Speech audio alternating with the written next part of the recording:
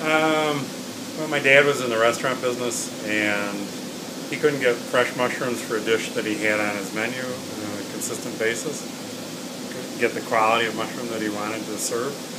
So he had sold the restaurant 10 years earlier to a guy who had grown up in the mushroom business. And just kind of on a whim, he called the guy up and they started talking, and 3 years later, the farm was born.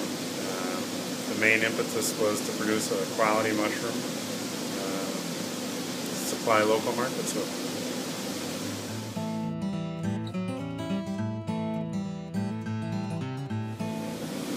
I guess there's a number of variables. Probably the biggest one is we, on an ongoing basis, manage the weather that the crop is grown in, or influence it anyway, depending on the time of year, how hot or cold it is. But it's a lot of physical labor. Deal with pests. It's very similar in that we're striving to produce a high quality food.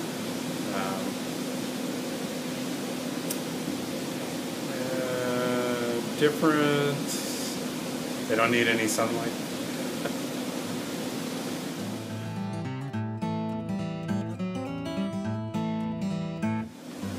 It's kind of a fun little story.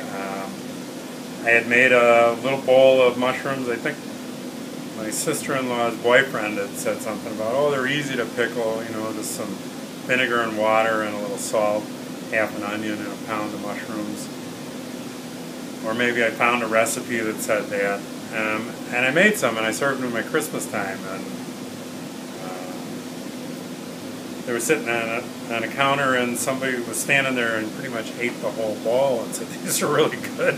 Do you have any more? And I didn't at the time, but it kind of piqued my interest. And then I had a customer who was coming here to buy a couple 100 pounds at a time for pickling. And I made a delivery to him one day, and he had this little kitchen. He was working by himself, and he was making a decent living at it. He was paying his bills, and he seemed to be really enjoying his life. Just making some pickled mushrooms. So I started looking into it. Kind of by accident, I came up with a recipe. I was actually trying to promote pickle your own mushrooms in the shop at the farm, just as a way to sell another pound of mushrooms to somebody. So I was selling a jar with some garlic and a recipe and 2 pounds of mushrooms, kind of as a package thing. And I had made some at home. I made them one night thinking, oh, this is going to be my future. I'm going to figure out how to pack these in a jar. And in the morning, I tasted them, after I made them. It was like midnight. I'm working late. I made these mushrooms, and they didn't taste very good.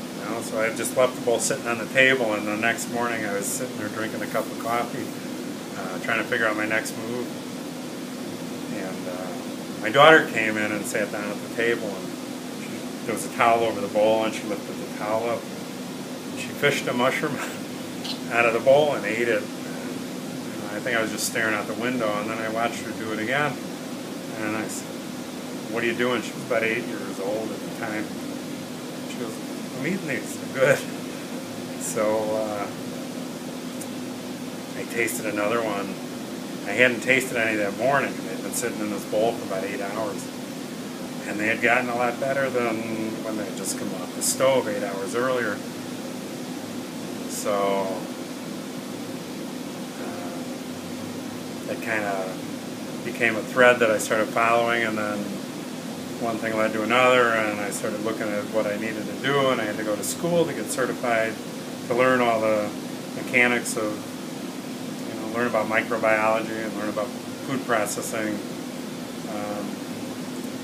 And once I did that, then it was, where am I going to do this? And I built a little kitchen in a corner of the store here at the farm. And started doing on a 5-gallon pot, and a small stove.